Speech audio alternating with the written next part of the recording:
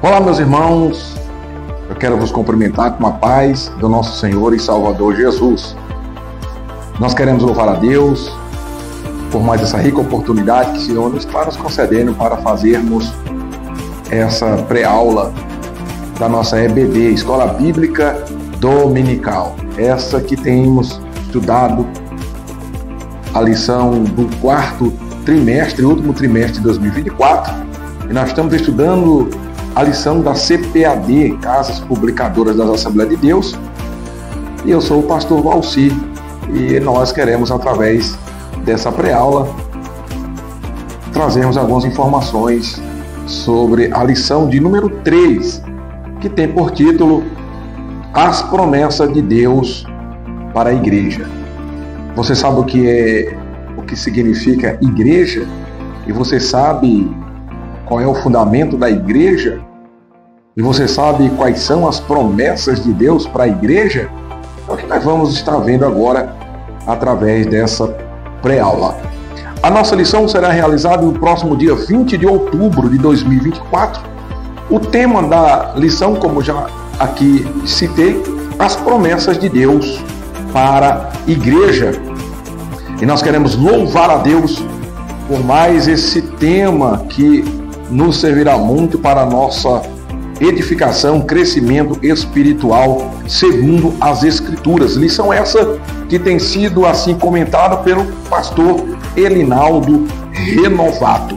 As promessas de Deus para a igreja. O texto áureo da lição diz: pois também eu te digo que tu és Pedro, e sobre esta pedra edificarei a minha igreja, e as portas do inferno não prevalecerão contra ela. Mateus capítulo 16. E o versículo de número 18 já é a promessa que o Senhor Jesus tem aí para o seu povo, para a sua igreja. As portas do inferno não prevalecerão contra a igreja. Pode levantar-se reinos, pode levantar-se governos, pode levantar-se leis, mas as portas do inferno não prevalecerão contra a igreja. A igreja militante, a igreja continuará marchando, quer o mundo, quer as trevas, quer o inimigo queira ou não, a igreja prosperará, pois a origem da igreja não é humana, mas é dos céus. A verdade prática da nossa lição diz: as promessas de Deus para a igreja são gloriosas, promessas de vida eterna, de poder e glorificação final do nosso corpo. 3 promessas do Senhor, a qual nós aguardamos com ansiedade: vida eterna, poder, glorificação do nosso corpo. Glória a Deus. A leitura bíblica em classe está no Evangelho segundo escreveu Mateus, capítulo de número 28, versículo 18 ao versículo 20. Marcos, Evangelho segundo escreveu Marcos, capítulo 16, versículo 15 ao versículo 18. E Atos dos Apóstolos, capítulo 1, versículo 6 ao versículo de número 8. Faça a sua leitura bíblica e se encha mais do conteúdo da lição. Nós temos objetivos na nossa lição, 3 objetivos, como é de praxe. O primeiro objetivo da lição é apresentar as promessas de Deus para a igreja de Cristo. Vamos ver sobre as promessas de Deus para a igreja de Cristo. O segundo objetivo da lição é pontuar o efeito das promessas divinas para a execução da grande comissão da igreja no mundo. Vamos falar sobre isso. E o terceiro objetivo, conscientizar acerca das condições para vivenciar tais promessas. Você sabe que todas as promessas de Deus, ela tem objetivos e Deus tem propósitos para cada promessa que o Senhor faz. Nós já falamos sobre promessas, nós já falamos sobre também as promessas sobre Israel, a lição anterior, e hoje nós vamos falar sobre as promessas de Deus para a sua igreja. É necessário que nós possamos entender, segundo a nossa lição, que igreja, claro, é um termo que remonta a uma reunião de pessoas, tá? E essas sendo assim, pessoas chamadas do mundo para participarem ativamente do reino de Deus. A palavra eclésia vem do grego, que tem a sua forma original tirado de dentro para fora, onde ali os gregos convocavam as pessoas para se reunirem, para tratarem de assuntos peculiares. Então a palavra, com o passar do tempo, deu-se também a conotação de igreja de Cristo, aonde nós estaremos estudando quais são as promessas do Senhor. A introdução da nossa lição diz assim: a igreja de Cristo é portadora de promessas gloriosas de Deus. Ela foi idealizada pelo Pai, edificada por Cristo e guiada pelo Espírito Santo. Glória a Deus! Nós já podemos ver a Trindade trabalhando nessa tão santa entidade criada pelo próprio Deus. É a comunidade dos santos em Cristo Jesus para adorá-lo, servi-lo e ser a agência propagadora do Evangelho de Jesus. Então a igreja tem propósito, irmão. A igreja não é um playground, um local de descontração, e a igreja não foi estabelecida na terra para ser um local de segundos meios ou propósitos. Não, a igreja tem um propósito. Você que faz parte da igreja, você sabe, deve saber. Se você não sabe, fica sabendo agora, que está aqui na terra para adorar Jesus, servir Jesus e propagar o Evangelho do Senhor Jesus. Por isso, nessa lição estudaremos a respeito da natureza das promessas divinas feitas à igreja, as promessas propriamente ditas e as condições para viver essas promessas de Deus para a igreja. Queridos, nós já queremos aqui te dar aí, né, uma palavra. Você que está assistindo essa pré-aula, você que está assistindo esse vídeo, você precisa entender que todas as pessoas que fazem parte da igreja, ela tem, todas individualmente e também coletivamente, tem deveres e direitos. Pessoas que não conhecem muitas das coisas de direitos e deveres da igreja, fazem parte de uma denominação e às vezes acabam negligenciando as suas responsabilidades para com a instituição religiosa. Já queremos também dizer para você que faz parte do grupo desengrejado, pessoas que têm por seu conceito de que não precisa congregar, não precisa se reunir, porque igreja é um indivíduo apenas. Então você já tem que saber que igreja nunca foi a palavra no original e nem agora nunca foi assim devidamente a um indivíduo em seu particular. A origem da palavra, ela vem de ajuntamento, agrupamento. Sempre teve a ideia de reuniões. Eu nunca vi reunir uma pessoa só consigo mesmo. Então fica para você aí.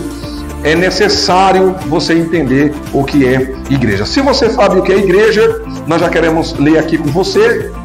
Você pode abrir a sua Bíblia aí na Epístola aos Hebreus. Epístola aos Hebreus é um versículo bastante conhecido de todos aqueles que leem a palavra do Senhor, que está no capítulo de número 10. Hebreus, capítulo de número 10. Você pode abrir a sua Bíblia aí. No capítulo 10 de Hebreus, no versículo 23 e no versículo de número 24, que diz assim: retenhamos firme a confissão da nossa esperança. E qual é a nossa esperança? Ora, a esperança que nós temos é que a igreja, ela é de Jesus Cristo, é uma instituição do céu, ela foi baseada na promessa de Jesus, afirmando para Pedro: sobre essa pedra edificarei minha igreja, que tem seus propósitos de proclamar a palavra do Senhor, e nós temos a esperança do retorno do dono da igreja. Sim, a igreja tem um dono. E Paulo assim pôde entender que a igreja tinha um dono em Atos capítulo 9. Paulo vai perseguir a igreja e o dono da igreja assim se revela a Paulo, dizendo: Paulo, você está me perseguindo? E Paulo diz: não, quem é o Senhor? E Jesus se revela como dono da igreja.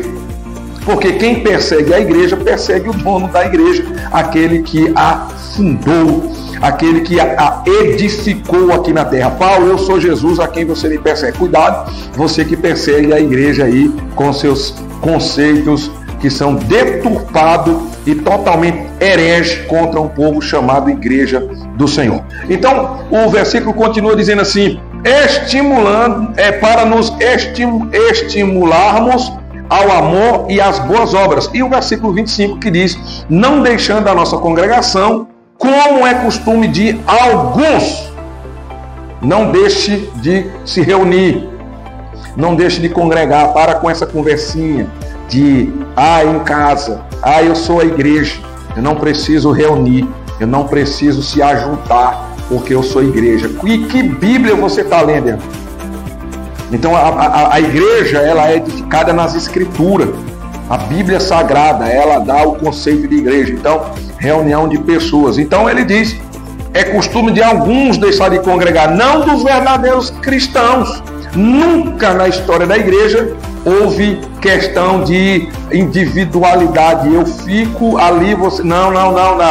Todos os dias a Bíblia diz em Atos dos Apóstolos, já nós vamos para Atos dos Apóstolos, mas diz estimularmos uns aos outros, e diz que deixar de congregar é costume de alguns, não dos verdadeiros cristãos, antes admoestando-nos uns aos outros, e tanto mais quanto vedes que se vai aproximando aquele dia, o dia de quem? Da nossa esperança, que é a volta de Jesus. Já voltando aí, sobre congregar, Atos dos Apóstolos, capítulo de número 3, nós podemos entender aí, para a honra e glória do nome do Senhor e Salvador Jesus. Se você abrir a sua Bíblia aí, Atos dos Apóstolos, você pode abrir aí, o capítulo de número 2, nós podemos ver aí, o capítulo de número 2, o versículo, a partir do versículo de número 42, que vai dizer: perseveravam na doutrina dos apóstolos, na comunhão, no partir do pão e nas orações. Também diz aqui no versículo de número 46, perseverando unânimes todos os dias no templo e partindo o pão em casa, comiam juntos. Não existe igreja sem ajuntamento. Cuidado com o que você ouve, cuidado com aonde você, qual é a fonte que te dá instrução. Você não precisa ir, ali é um banco. Não, meu filho, você tem que entender que a Bíblia diz, as Escrituras dizem que congregar é o desejo do Senhor e Salvador Jesus Cristo. Muito bem, diante de tudo isso, a nossa lição está dividida em 3 tópicos. O primeiro tópico falaremos da natureza da promessa de Deus para a igreja. O segundo tópico é as promessas de Deus para a igreja, as promessas de Deus para a igreja e condições para viver as promessas de Deus. Tem condições, irmão. Não eu tô oba-oba e agora eu vou usufruir. Não, tem condições. Tem que ter algo. Jesus estabelece. E é necessário que aqueles que acreditam nele façam de acordo com o que ele tem nos ensinado. Então nós já queremos dizer aqui, o primeiro tópico é a natureza das promessas de Deus para a igreja. A natureza da promessa de Deus para a igreja. Então, ela está dividida em 3 subtópicos. Primeiro, a promessa de sinais sobrenaturais. Por que sobrenaturais? Porque a igreja, ela está na terra, mas a sua origem é céu. A igreja tem origem no mundo espiritual. E o Senhor estabeleceu na terra de uma forma visível para aqueles que são seus, saiam de dentro do sistema do mundo, porque eclésia a origem é tirados de dentro para fora. Você sai de dentro de um sistema que jaz no maligno, segundo a Bíblia nos ensina também, na sua primeira epístola de João, o mundo jaz no maligno. Você sai de dentro do sistema e vem para fora. Ora, você vem agora participar do reino de Deus. Glória a Deus. Então, as promessas de sinais sobrenaturais. Primeiro, nós podemos entender que a palavra sobrenatural, né, é uma palavra do latim e que significa que está além ou acima da natureza.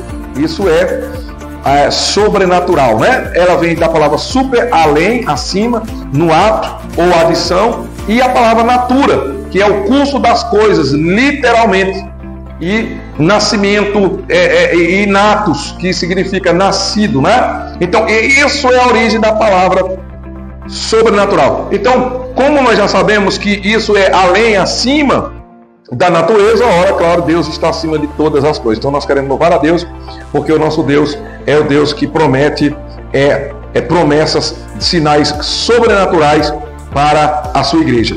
Muito bem.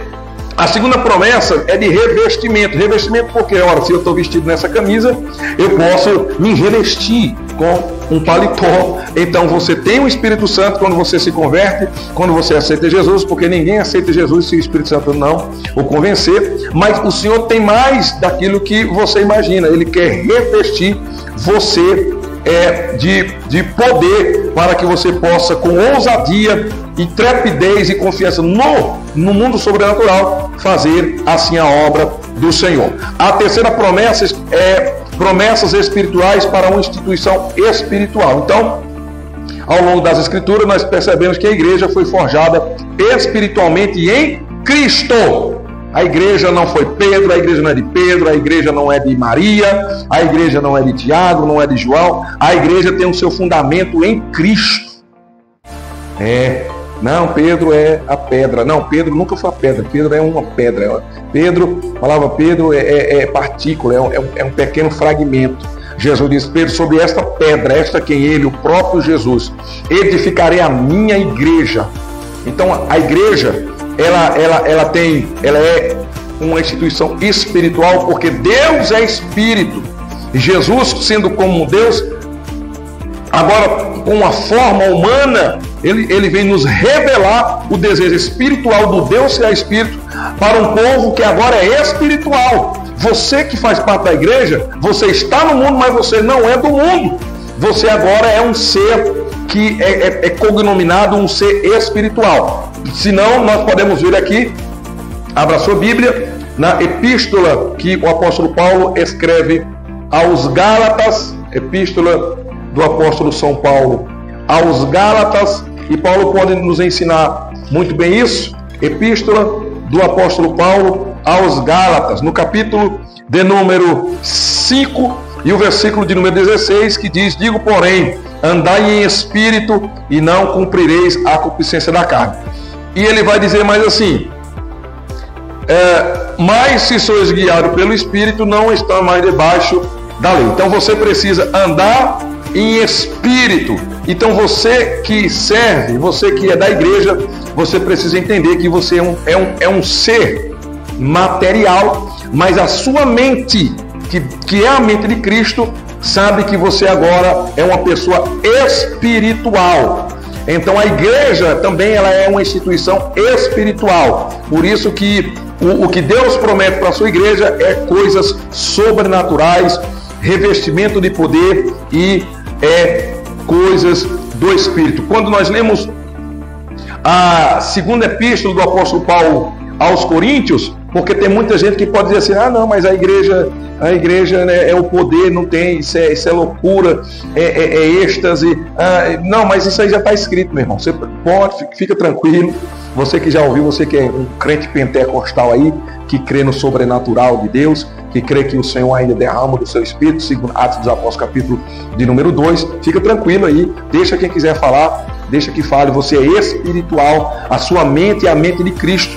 E quando nós lemos aqui na segunda epístola do apóstolo Paulo, no capítulo de número 4, nós podemos entender tal coisa que o apóstolo Paulo diz assim, o capítulo 4 e o versículo de número 3. Se ainda o nosso evangelho está encoberto, para os que se perdem está encoberto.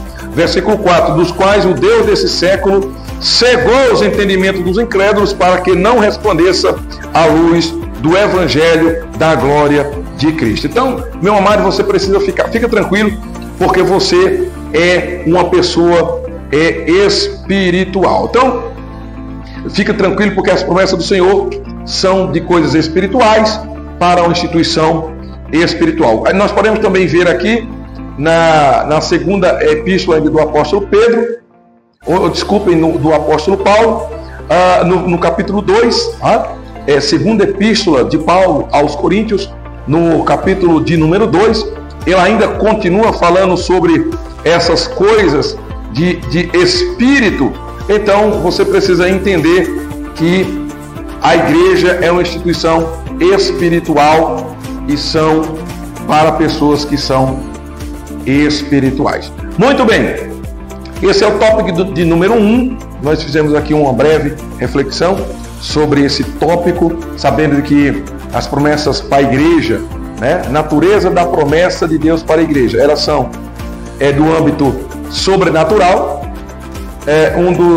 das promessas é revestir de poder e, claro, sobrenatural e espiritual, porque o nosso Deus é espírito e aquele que anda em espírito agrada, como Tiago diz na sua palavra, epístola do apóstolo Tiago.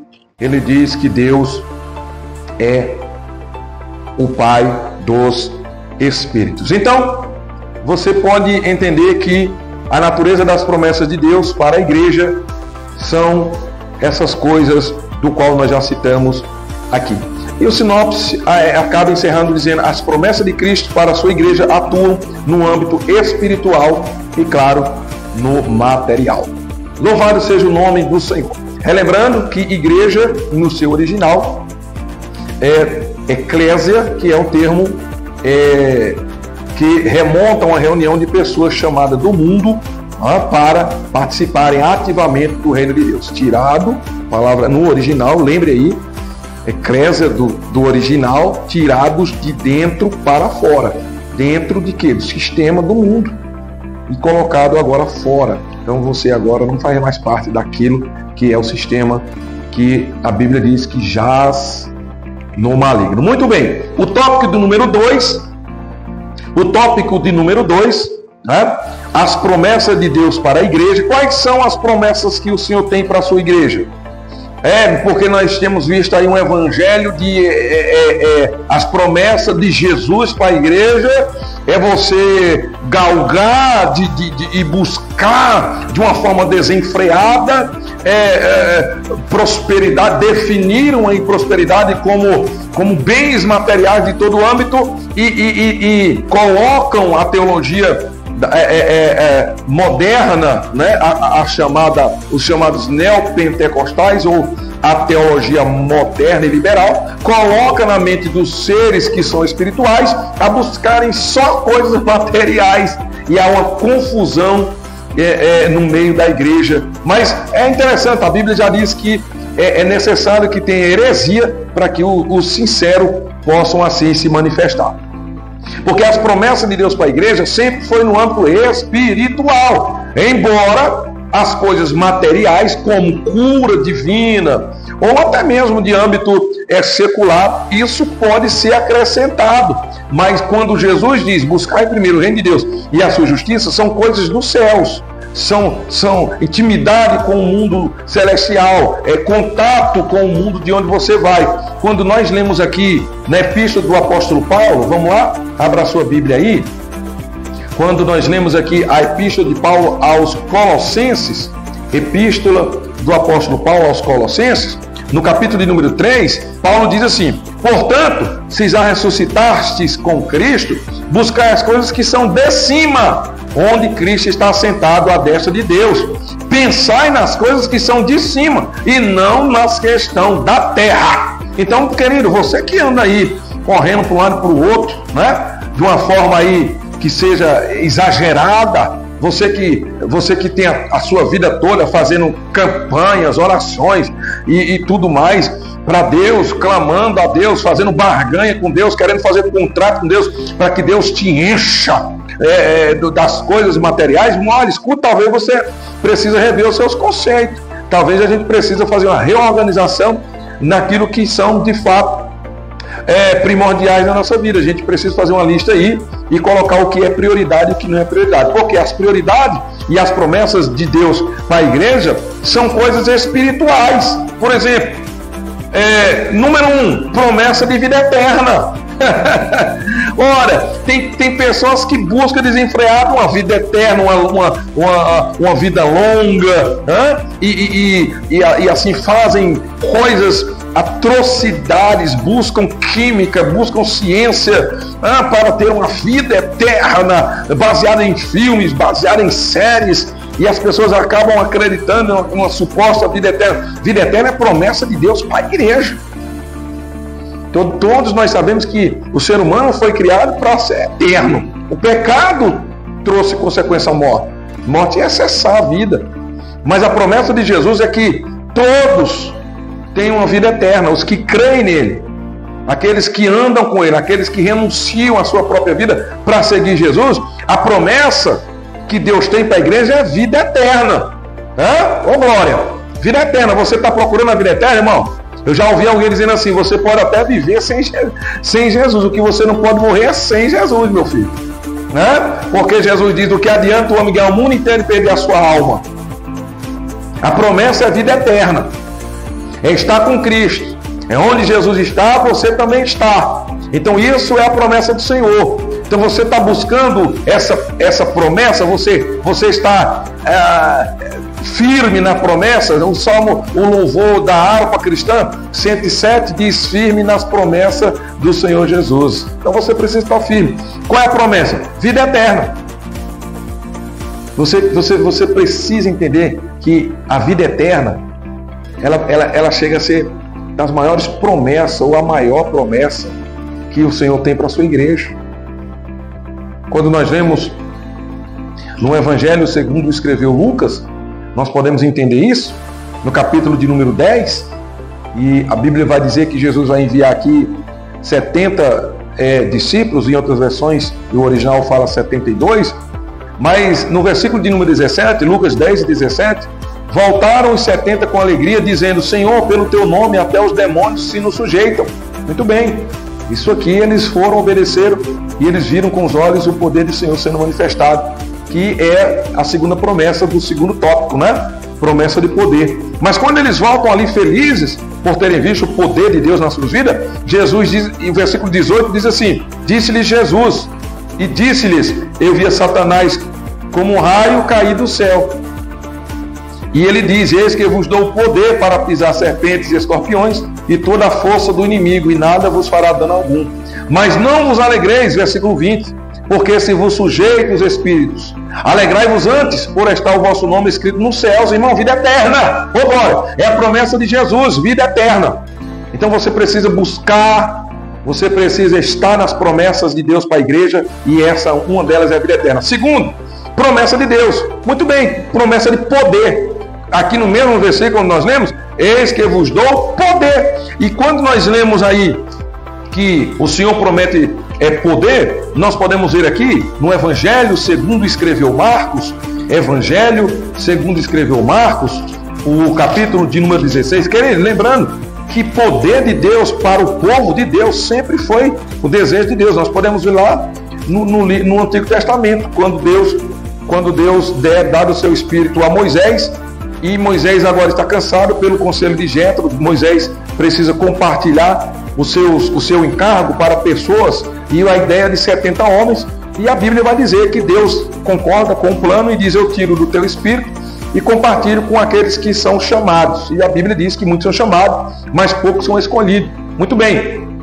E quando a gente sabe que escolhido, fala sobre ministério, aqueles que de fato queiram ser atuantes no reino de Deus. E a Bíblia diz que quando o Espírito de Deus, que Deus compartilha de Moisés para os 70, eles começaram a profetizar. Havia o poder de Deus, uma capacitação de Deus para ali serem uma espécie de juízes. Mas quando nós lemos em Marcos capítulo 16, a promessa de Jesus é: olha, quem crê e for batizado será salvo. Muito bem. O versículo de número 17 diz: esses sinais seguirão aos que crerem em meu nome. Então, você crê no nome de Jesus? Então você faz parte da promessa. Poder de Deus. Poder para quê? Poder para enfrentar as forças do inimigo. Poder para você vencer o mundo, você vencer o pecado, você vencer o diabo, você vencer a carne.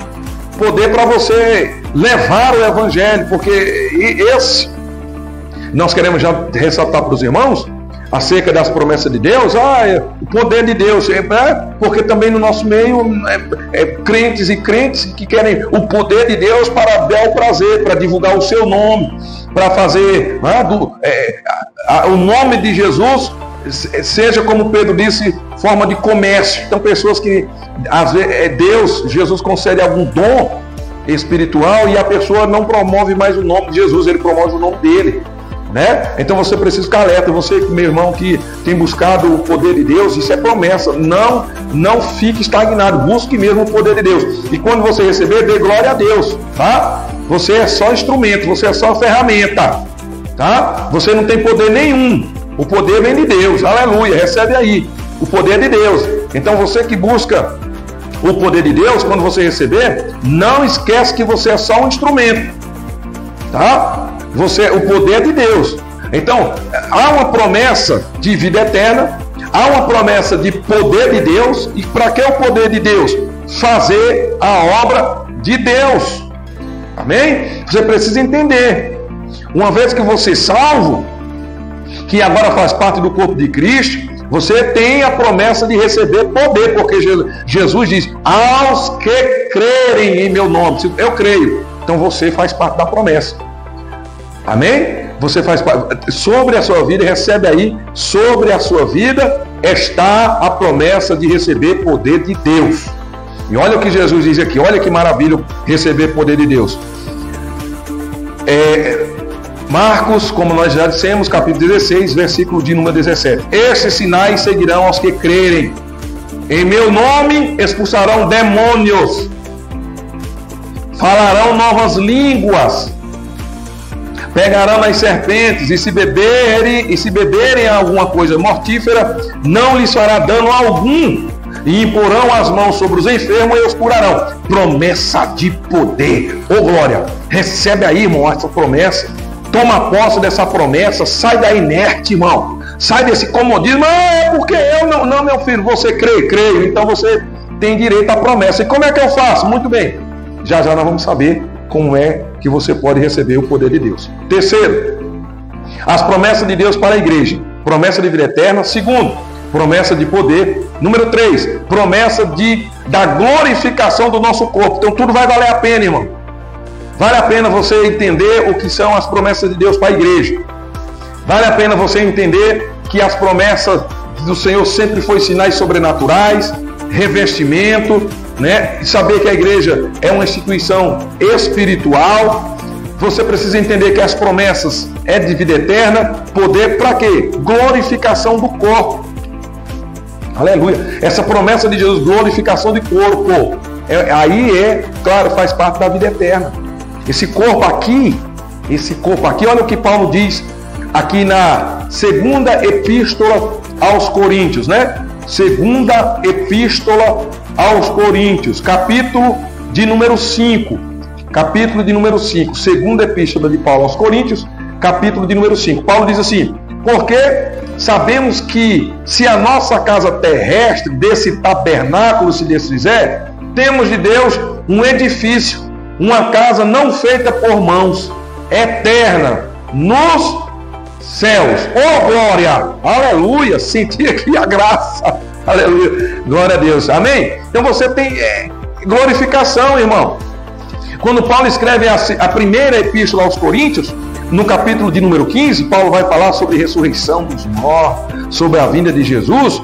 Aí Paulo também vai nos dar aqui aparecer sobre essa questão de corpo, né? Glorificado. Então Paulo vai dizer aqui, capítulo 15, vamos lá, 1 aos Coríntios, capítulo de número 15 e o versículo, vamos lá, versículo de número 40, corpos celestes, corpos terrestres, mas uma é a glória do celeste, a outra a dos terrestres. No versículo de número 42 ele diz assim: assim também a ressurreição dos mortos, assim também a ressurreição dos mortos. Semeia-se o corpo em corrupção, ressuscitará em incorrupção. Olha que maravilha, irmão.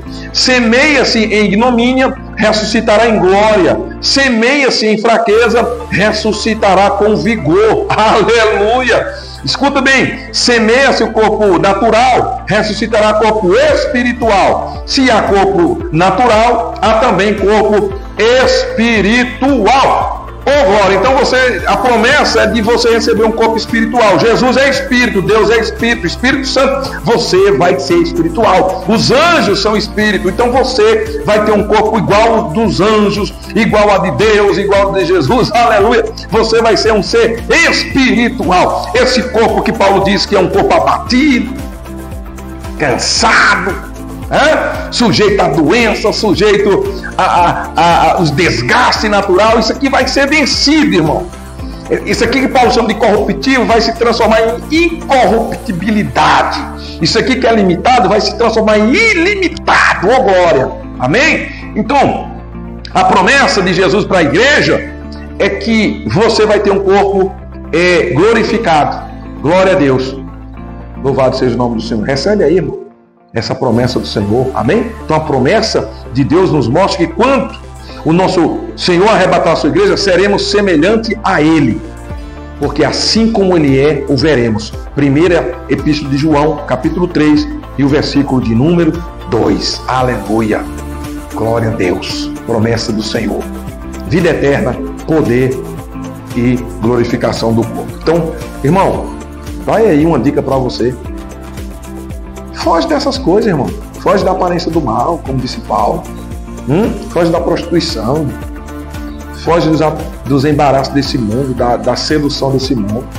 Esse corpo aí, por mais que você malhe, meu filho, minha filha, por mais que você malhe, olha, academia, muito bem, cuida do corpo, tá, muito bem, mas isso aí, irmão, mais cedo ou mais tarde toma, tá? A velhice chega para todos os que naturalidade, tá? Vai passar tudo, Salomão diz, passa tudo, a beleza passa, a saúde passa, a forma física passa, por mais que você cuide, mas não tem como fugir, tá? Isso aqui vai se deteriorando, irmão, isso aqui é natural do ser humano, tá?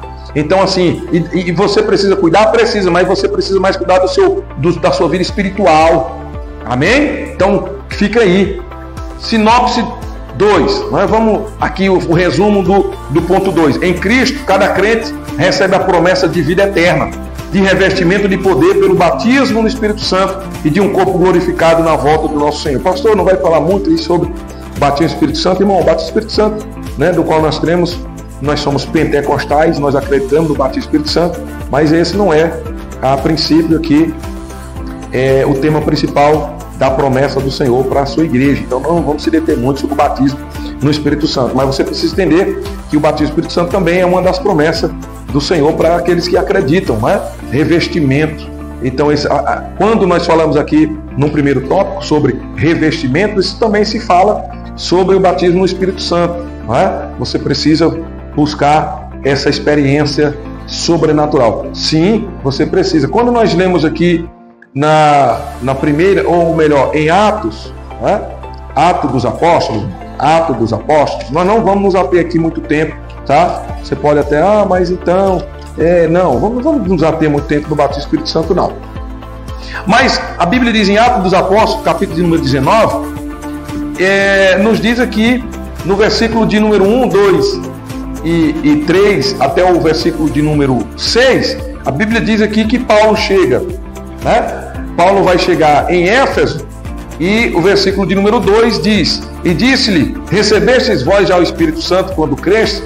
E eles disseram-lhe, nós nem ainda ouvimos que haja Espírito Santo. Então havia aqui uma falta de conhecimento sobre a pessoa do Espírito Santo e qual o seu propósito. E Paulo vai perguntar no versículo 3 em que foram batizados então, e eles vão dizer no batismo de João. E no versículo 4 Paulo vai explicar acerca do batismo de João e sobre a promessa de Jesus, que o batismo do Espírito Santo é uma promessa de Jesus, né?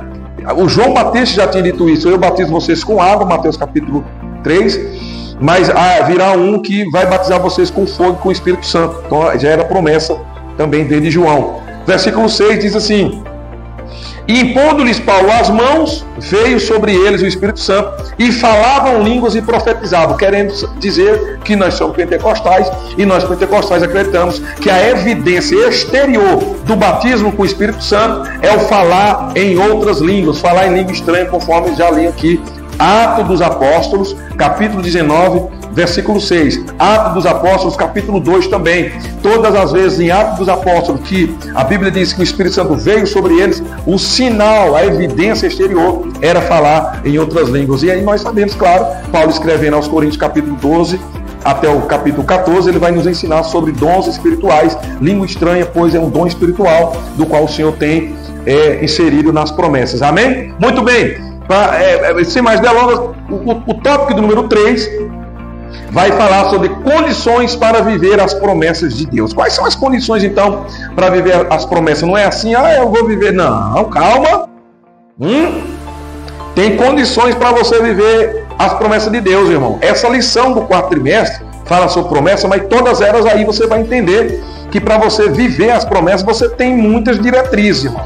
Não é só assim, eu creio e vou ficar em casa, porque agora eu sou igreja, como alguns dizem, e eu vou ficar aqui. Não. Você precisa obedecer.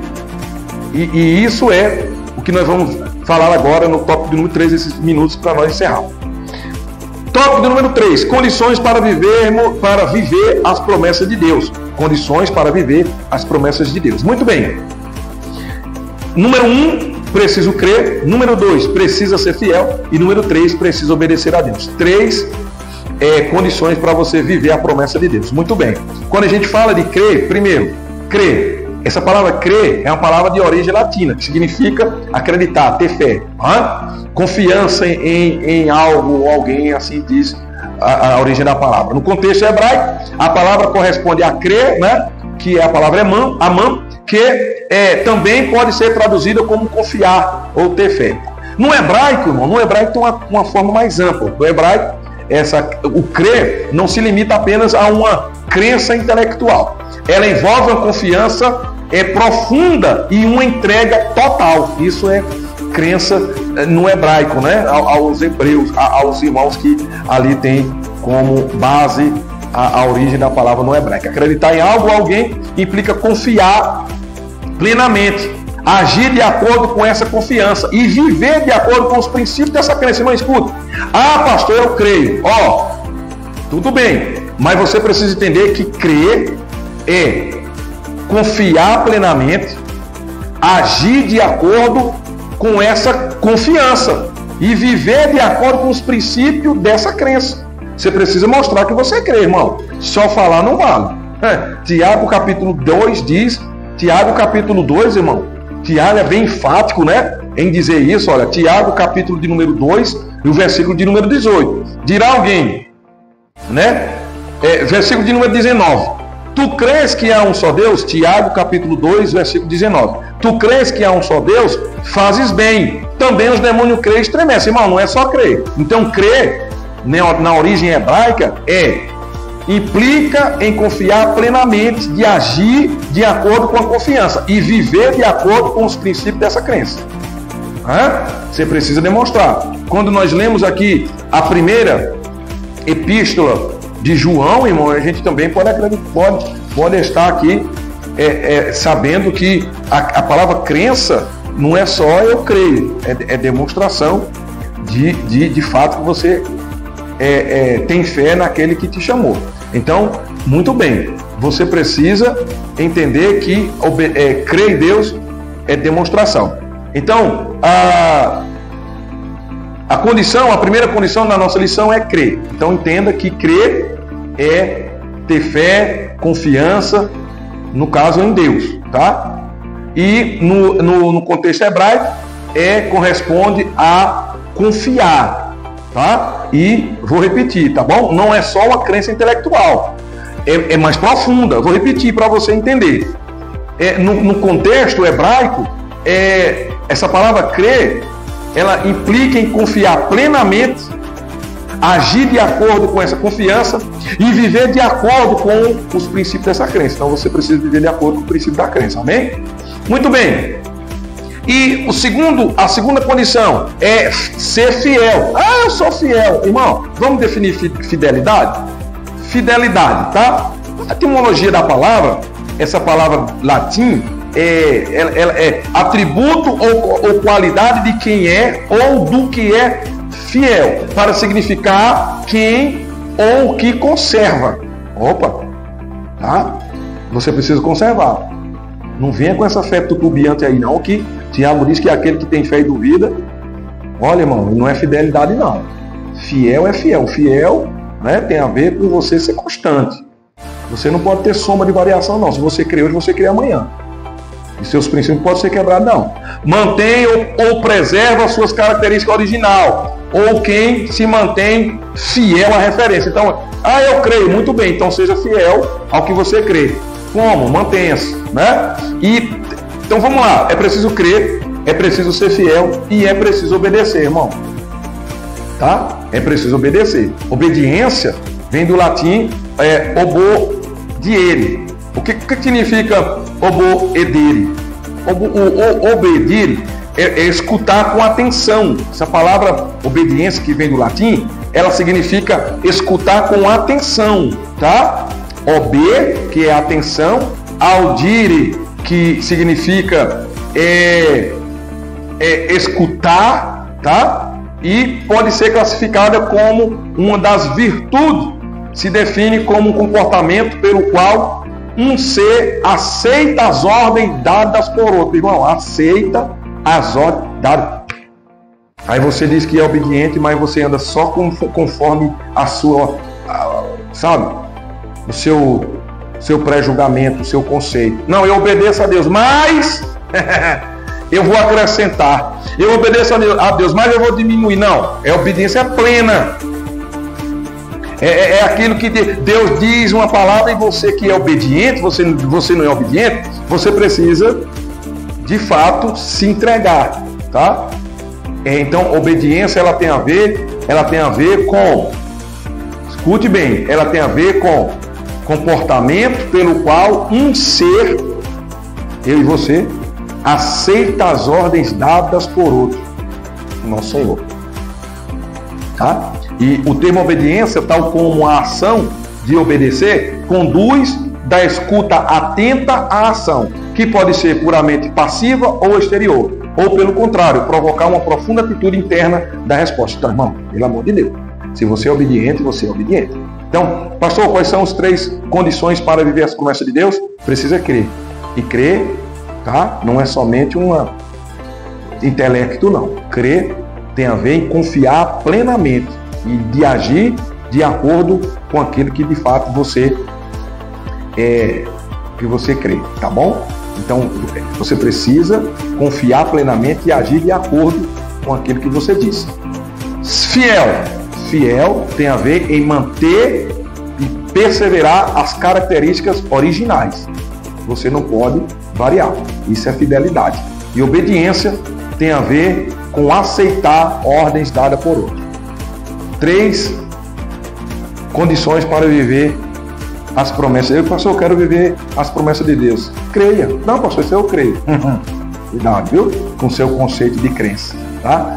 Seja totalmente, plenamente, confie nele e haja de acordo e com confiança. Pastor, eu sou fiel. Hoje, você precisa ser constante. Pastor, eu sou obediente. Hoje, olha, Deus, se hoje ouvires a voz de Deus, obedeça. Amém? Obedecer é a condição para que Deus cumpra suas promessas na vida de alguém ou de um povo. É obediência. Deus sempre trabalhou com obediência. Irmão, a Bíblia diz que desobediência é rebeldia. E rebeldia, o Senhor disse para Samuel, falar para Saul, que rebeldia é como pecado de feitiçaria, irmão. Então seja obediente a Deus, tá? E esse negócio de você dizer que é obediente a Deus e não obedecer às suas autoridades constituídas por Deus, também isso é um erro, tá? Isso é uma armadilha do inimigo. Você precisa obedecer às autoridades constituídas por Deus. Tanto as autoridades seculares, né, nossos governos federais, estaduais, municipais, como o governo eclesiástico. Você deve obediência ao seu líder, você deve obediência aos seus mentores, aos seus pastores, aqueles que Deus tem levantado. Você precisa ser obediente, não seja rebelde, porque isso, se você agir assim, com rebeldia, com desobediência, você não pode viver as promessas de Deus ou as promessas que Deus tem para a igreja. Amém? Conclusão do tópico 3. Segundo as Sagradas Escrituras, é necessário a igreja. O que é necessário à igreja? Fé, fidelidade e obediência para viver em plenitude as promessas divinas. Glória a Deus. Então esse é a nossa pré-aula da lição de número 2, as promessas de Deus para a igreja. Então a conclusão da nossa lição, as promessas de Deus para a igreja do nosso Senhor e Salvador Jesus Cristo são de grande valor espiritual. Como igreja, estamos integrados como membro desse corpo espiritual. Por meio de Cristo, as promessas do Senhor são grandiosas para todos os que fazem parte da igreja. Nele viveremos as promessas da vida eterna, de poder e de glorificação final do nosso corpo. Os planos de Deus para a sua igreja são infalíveis. Que Deus abençoe. Coloca essa lição em prática. Creia, seja fiel, obedeça. Creia em tudo que está na Bíblia. A Bíblia é inerrante, é infalível. Haja, levante quem quiser levantar. Nós acreditamos assim. Nós vamos orar por você e vamos abençoar a sua vida. E até a próxima. Pai, nós oramos por essa pessoa que está aqui assistindo, que as tuas promessas sejam alcançadas na vida dessa pessoa. E aqueles que estão inseridos na conceituada igreja, que é uma instituição que veio do céu, possa prosperar e possa receber as promessas que o Senhor tem para a igreja, pois o Senhor mesmo separou o povo para ser diferente, especial, zeloso e de boas obras. Que o Senhor venha capacitar, revestir de poder, que o Senhor venha dar fidelidade, obediência, que o Senhor venha dar fé ao teu povo, que o Senhor venha colocar no coração do teu povo o desejo de ir para o céu e teu corpo glorificado. Assim abençoamos o teu povo em nome de Jesus. Amém. Que a graça seja com todos vocês. E eu sou o pastor Valcir e até a próxima videoaula da EBD, Escola Bíblica Dominical, a maior escola do mundo. Que Deus abençoe e até a próxima.